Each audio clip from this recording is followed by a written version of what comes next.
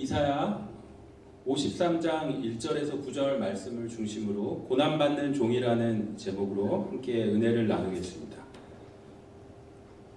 여러분, 사람이 죄를 지으면 어떻게 됩니까? 죄를 지으면 죄에 대한 대가를 치르게 됩니다. 그런데 만약 누가 나를 위해서 그 죄의 대가를 치러준다면 얼마나 감사한 일이겠습니까?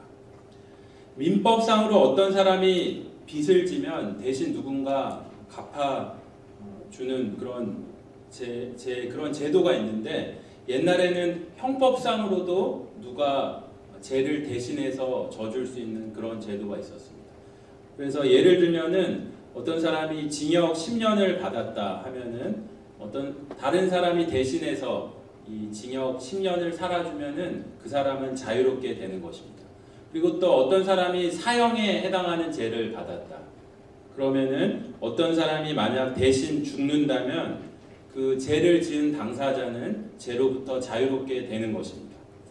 로마서 3장 23절에 모든 사람이 죄를 범하였음에 하나님의 영광에 미치지 못하더라 라고 기록되었습니다. 그리고 로마서 6장 23절에 죄의 삭슨, 죄의 대가는 사망이라고 기록되었죠. 인간은 모든 죽을 운명에 처했습니다. 그런데 예수님께서 우리 죄를 대신해서 십자가에서 죽으신 것입니다. 모든 인류의 죄를 대신해 죽으셨습니다. 그분이 바로 메시아입니다. 하나님께서 인간의 몸으로 이 땅에 오신 것이죠. 하나님께서 우리에게 빚진 것이 없는데 왜 우리의 죄를 대신해서 그 참혹한 십자가를 지고 죽으셨겠습니까? 이것은 우리 이성으로는 도무지 이해가 되지 않습니다. 이것은 바로 하나님의 사랑이죠. 이 놀라운 하나님의 사랑을 성경에서 가장 잘 표현한 구절이 있다면 요한복음 3장 16절일 것입니다. 잘 아시죠? 하나님이 세상을 이처럼 사랑하사 독생자를 주셨으니 이는 저를 믿는 자마다 멸망치 않고 영생을 얻게 하려 하십니다. 이유가 하나님이 우리를 이렇게 사랑하셨기 때문이죠. 또 로마서 5장 8절에 우리가 아직 죄인 되었을 때 그리스도께서 우리를 위하여 죽으심으로 우리에 대한 그분의 사랑을 확증하셨느니라. 그런데 참 아이러니컬한 게 우리를 살리기 위해서 이 땅에 오신 그 주님을 사람들은 자기 죄를 사하러 오신 줄도 모르고 그분을 배격한 것입니다. 핍박했습니다. 이것이 인간의 무지이죠. 자기 죄를 대신 갚아주시기 위해 오신 메시아이신 것을 몰랐던 것입니다. 오늘 본문은 고난받는 종의 모습을 생생하게 그리고 있습니다. 2004년에 상영된 패션 오브 크라이스트라는 영화를 보면 이거를 너무나 생생하게 참 묘사해서 어떤 사람들은 심장 약한 사람들은 볼 수 없을 정도로 이 고난이, 이 순환이 정말 너무너무 끔찍한 것이었다는 것을 느낄 수가 있습니다. 그것은 우리의 죄가 얼마나 크고 끔찍한 것인지를 말해주는 것이죠.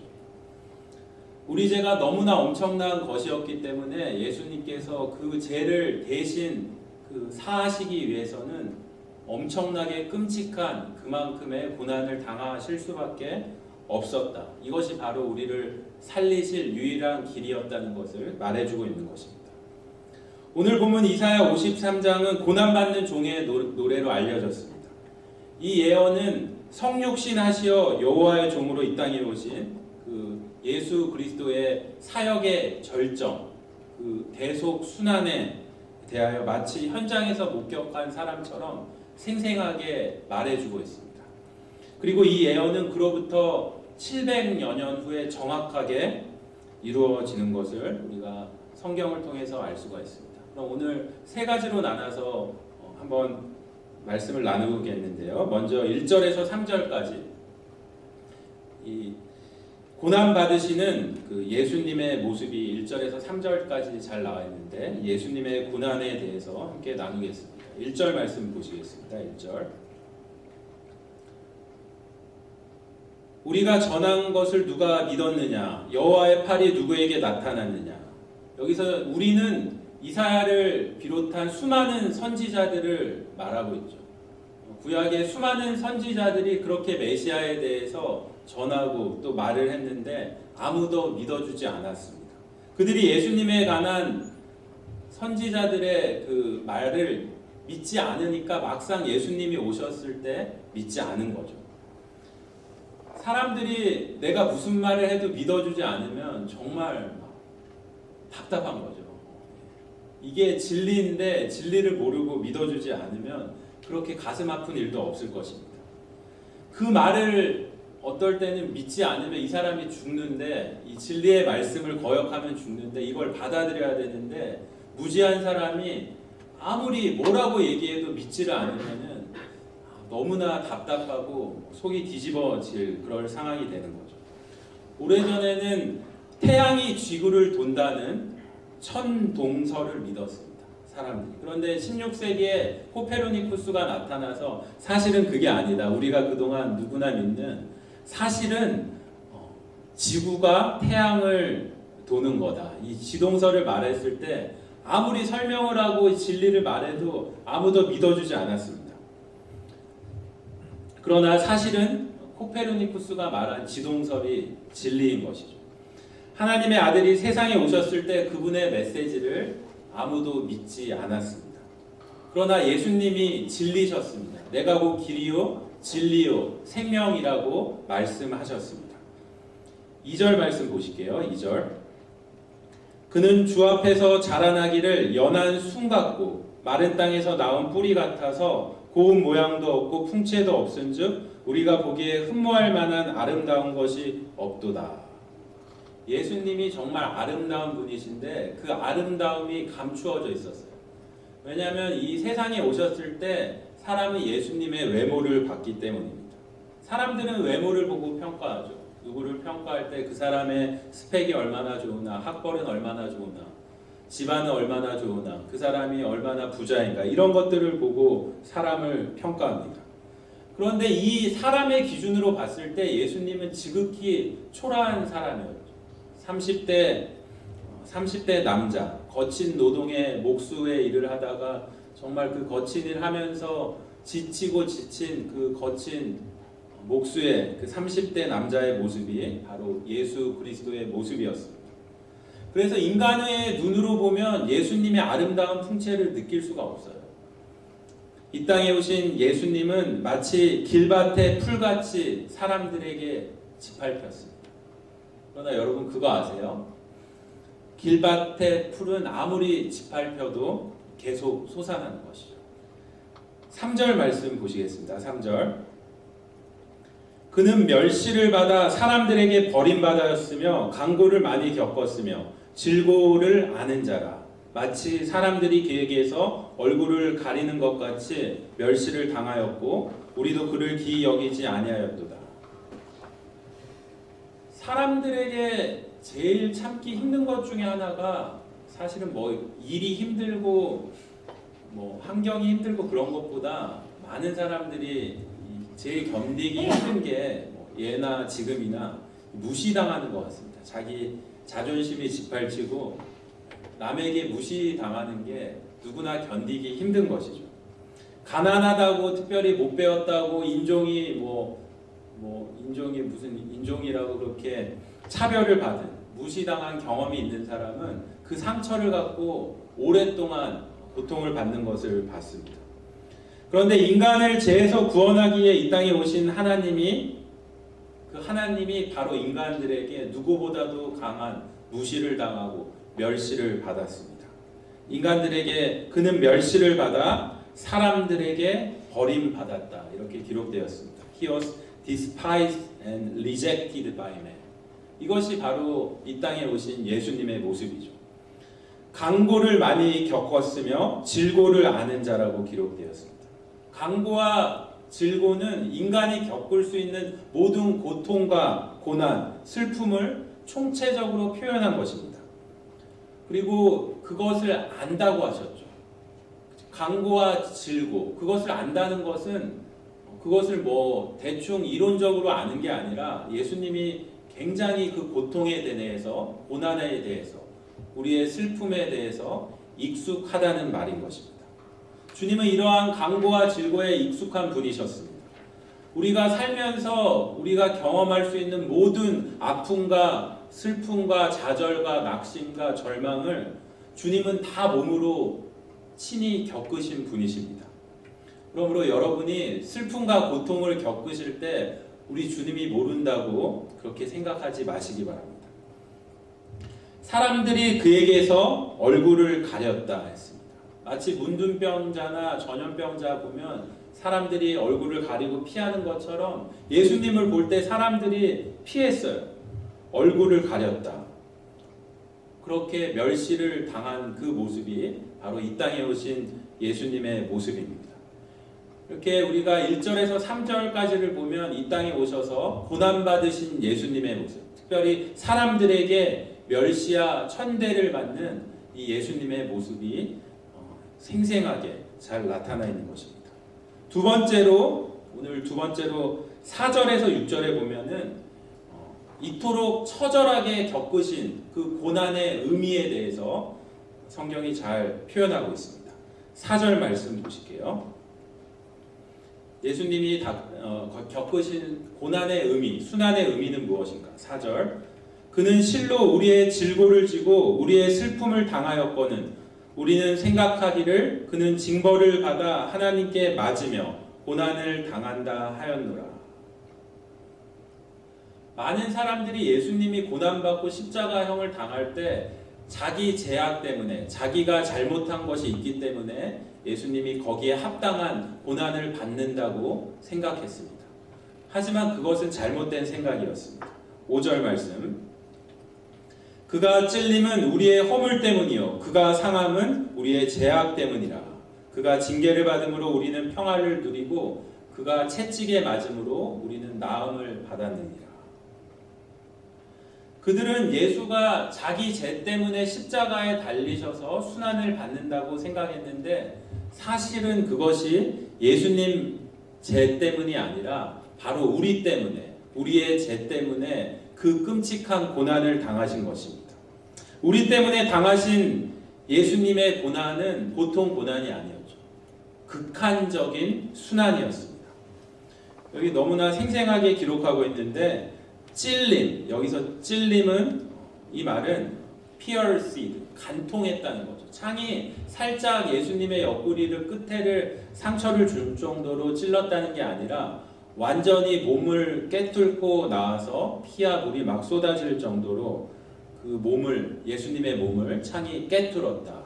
그게 찔림이죠. 그리고 그가 상함은이라는 말은 crushed, 살짝 이렇게 이렇게 상처를 입은 정도가 아니라 crushed, 완전히 지지김을 당하셨다는 뜻입니다. 또 보시면 예수님이 맞으신 채찍이 나오는데요. 이 채찍은 보통 채찍이 아니라 당시 이 채찍, 예수님 당시 그 채찍을 보면은 끝에 쇠붙이와 뼈 조각이 붙어 있어요. 영화 보신 분들은 보셨을지 모르겠는데 사실 패션 오브 크라이스트에서 가장 잔인한 장면, 저는 눈을 가리고 이렇게 웬만한 사람 보기 힘든 이 끝에 그 쇠붙이가 붙어 있어서 채찍을 한번 후려치면은 살점이 뜯겨 나오면서 피가 철철철철 넘치는 가장 잔인하고 가장 끔찍한 장면 중 하나인 것입니다. 그런데 예수님께서 이런 극한 순환의 희생을 당하신 것이 바로 나 때문에, 우리 때문에인 것이죠. 죄로 인해 죽을 수밖에 없는 우리를 살리기 위해서 창이 몸을 개뚫어 간통을 당하시고 심장이 터지고 물과 피를 다 쏟으시고 살점이 떨어져 나가는 그런 극한 순환을 당하신 것입니다. 6절 말씀 보시면요. 우리는 다 양 같아서 그릇 행하여 각기 제 길로 갔거늘 여호와께서는 우리 모두의 죄악을 그에게 담당시키셨도다. 이렇게 기록되어 있습니다. 양은 시력이 굉장히 좋지 않은 가장 시력이 나쁜 동물들 중에 하나죠. 그래서 목자가 지팡이와 막대기로 인도하지 않으면 그 길을 가다가 이게 절벽인지도 모르고 떨어져서 죽는다고 합니다. 우리는 주님이 보시기에 영적으로 다 시력이 약해서 우리 길로 가다가는 다 절벽으로 떨어지는 사망의 그 나락으로 떨어질 그런 존재인 것이죠. 양과 같은 존재인 것입니다. 우리가 조금만 영적인 눈이 띄어서 성령 충만해서 조금만 멀리 보면은 우리가 이렇게 아웅다웅하고 사는 세상이 다가 아니라 정말 좀만 더 영적인 눈으로 보면은 천국을 볼 수 있는데 그것을 못 보고 바로 눈앞에 있는 그 세상이 다인지 착각하고 많은 사람들이 자기 정욕대로 바로 제약된 길로 가는 것이죠. 그런데 예수님께서 우리가 우리 정욕을 따라간 그 제약의 길은 우리 모두의 제약을 우리가 그 대가를 치러야 되는데 바로 예수님께서 우리의 제약을 대신 짊어지신 것입니다. 바로 예수님께서 상상을 초월하는 고난을 받으신 것은 우리의 제약을 사하기 위함이었습니다. 마지막으로 세 번째로 7절로 9절 말씀을 중심으로 예수님의 침묵에 대해서 한번 살펴보겠습니다. 7절로 9절은 대속순환을 당하시는 예수님의 침묵을 기록했습니다.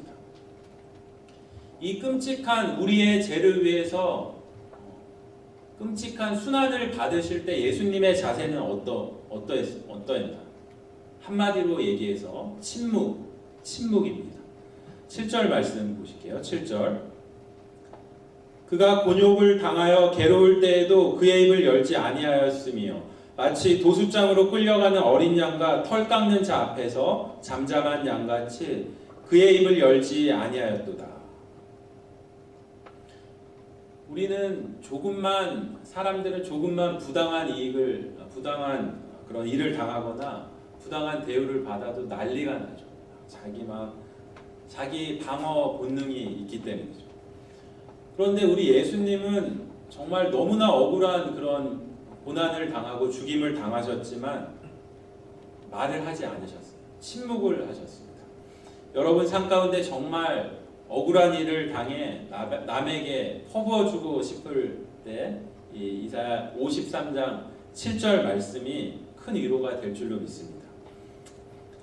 8절 말씀 보시면 그는 곤욕과 신문을 당하고 끌려갔으나 그 세대 중에 누가 생각하기를 그가 살아있는 자들의 땅에서 끊어짐은 마땅히 형벌받을 내 백성들의 허물 때문이라 하였으리요. 밤새 곤욕과 신문을 당하셨으면서도 예수님께서는 그 고통을 남에게 호소하지 않으시고 혼자서 감당하셨습니다. 왜냐하면 본인이 혼자 그 고통을 감당하지 않으시면 우리를 살리실 수가 없었기 때문입니다.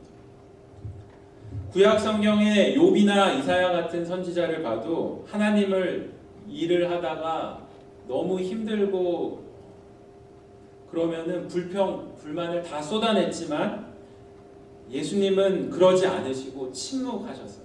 예수님이 고난 받으실 때 특징은 한마디로 침묵인 것입니다. 이 세대의 사람들은 이 예수의 고통이 마땅히 형벌받을 자신들의 허물 때문임을 깨닫지 못했습니다. 우리가 이 십자가 은혜를 만나기 전에, 십자가 은혜를 체험하기 전에, 십자가 보혈을 통과하기 전에는 십자가를 봐도 그냥 무덤덤합니다. 교회에 오면 당연히 십자가 있는 거고 별 생각이 없습니다. 그런데 이 십자가 보혈을 통과하면 그 은혜, 십자가에서 나를 살리시기 위해서 그 엄청난 순환을 당하신 예수님의 은혜를 우리가 그것을 느끼게 될 때, 그 믿음이 생기게 되면은 그 십자가가 나를 위한 것임을 깨닫게 되고 그때부터 십자가만 봐도 눈물이 줄줄 쏟아지는 거죠. 십자가 찬송을 부르면, 찬양을 하면 눈물이 나는 것입니다. 우리는 우리가 잘나서 구원받은 줄 알지만 사실은 우리 죄를 위해서 대신 십자가에서 피를 흘리신 예수 그리스도의 십자가 보혈의 공로로 우리가 지금 이 자리에 앉아있고 사는 것인 줄로 믿습니다. 9절 말씀 보실게요. 9절. 그는 강포를 행하지 아니하였고 그의 입에 거짓이 없었으나 그의 무덤이 악인들과 함께 있었으며 그가 죽은 후에 부자와 함께 있었도다. 강포는 폭력을 얘기합니다. 하나님은, 예수님은 무한한 권능을 갖고 말씀 한마디로 다 여기 그냥 자기 괴롭히는 사람들 없애버리고 그러실 수 있었지만 자신을 핍박하고 죽이는 인간들에게 폭력을 사용하지 않으셨습니다. 항상 예수님의 자세는 선으로 악을 이기신 것이죠. 그의 무덤이 악인들과 함께 있었으며 그가 죽은 후에 부자와 함께 있었도다. 예수님을 죽인 사람들은 예수님을 살인 강도들과 똑같이 취급하려 했습니다. 그 당시 흉악범들의 시신은 묻어주지 않고 그냥 들판에 던져버리면 들개들이나 까마귀들이 와서 그냥 시신이 다 훼손이 되었습니다. 그런데 하나님의 섭리로 아리마대 요셉이라는 사람이, 그 아리마대 요셉이라는 부자가 나와서 자기의 무덤에 예수님의 시신을 안치하죠.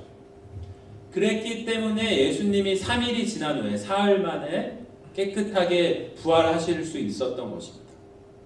예수님의 십자가 죽음과 부활은 이렇게 하나님께서 미리 예비하시고 처음부터 준비하신 사건입니다. 예수님의 십자가 고난과 죽음이 그 죽음에서 끝났다면은 아무 의미가 없는 것이죠. 그런데 하나님께서 그 예수님의 십자가 죽음을 통해서 우리에게 엄청난 구원의 은혜를 베풀어 주셨습니다. 이것이 바로 우리에게 가장 큰 은혜인 줄로 믿습니다. 오늘 마지막으로 프랑스 소설에 나오는 한 이야기를 말씀드리고 설교를 마치겠습니다. 한 프랑스 소설에 두 주인공이 나오는데 주인공 이름은 자크와 퓨티입니다. 자크는 어느 부잣집에서 일하는 그런 일을 하는 사람이고 또 퓨티는 그 집의 강아지입니다. 자크는 시기심이 많고 항상 남보다 자신의 이익을 먼저 계산하는 이기적인 사람이었습니다. 퓨티는 그 집의 강아지지만 그 주인이 끔찍하게 사랑하는, 사랑만 받는, 어떻게 보면 일하는 사람보다 더 사랑을 받는 그런 사랑받는 주인이 이뻐하는 강아지였습니다. 당연히 자크는 질투가 났습니다. 주인을 위해 최선을 다해 일함에도 불구하고 자기가 강아지만도 취급 못 받는 것을 보면서 점점 이 자크는 퓨티에 대한 질투 또 시기, 미움이 커져갔습니다. 마침내 자크는 열심히 일하고도 주인에게 인정받지 못하는 자신의 처지가 오로지 퓨티 때문이라고 생각했습니다. 그래서 퓨티를 해치기로 마음먹었습니다. 그러던 어느 날 기회가, 좋은 타이밍을 맞이하게 되었습니다. 집주인이 여행을 떠나서 이제 집에는 자크와 퓨티만 남은 것입니다. 자크는 깨를 내서 퓨티를 유혹합니다. 밖으로 데리고 나가서 밑으로 강이 흐르는 절벽 언덕으로 퓨티를 데려갑니다. 밑은 내려만 봐도 아찔한 절벽입니다. 자크는 퓨티가 눈치 못 채도록 맛있는 고기를 줘서 퓨티를 절벽 쪽으로 유인해 퓨티가 정신없이 먹고 있을 때 퓨티를 절벽 밑으로 밀어버립니다.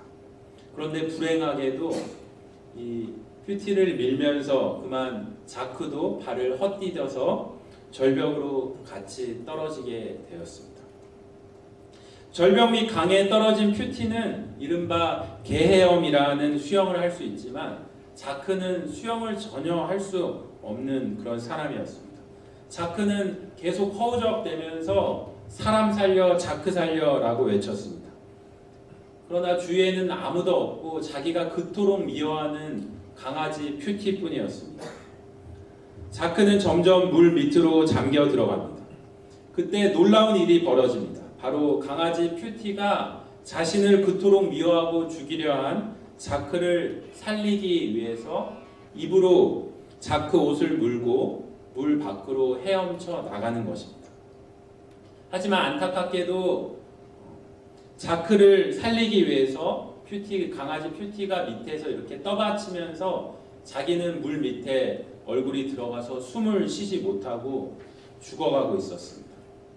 그러면서도 끝까지 강아지 큐티는 자크를 살리기 위해 그를 떠받치며 입에 물고 있는 그의 옷을 놓지 않았습니다. 이 자크가 거기서 깜짝 놀란 거예요. 짧은 순간이었지만 도저히 이해가 가지 않은 것입니다. 내가 그토록 미워하던 강아지 맞아. 내가 죽이려 한 강아지 맞아. 결국 자크는 무사히 물 밖으로 올려졌지만 강아지 큐티는 자신을 그토록 미워하는, 자기를 죽이려고 한 자크를 살리고 물에 빠져 죽었습니다. 이후로 항상 자신의 이익을 먼저 생각하는 이기적인 자크는 180도 변하게 됩니다. 이제 자기보다 다른 사람들을 생각하며 희생적인 삶을 살게 되었습니다.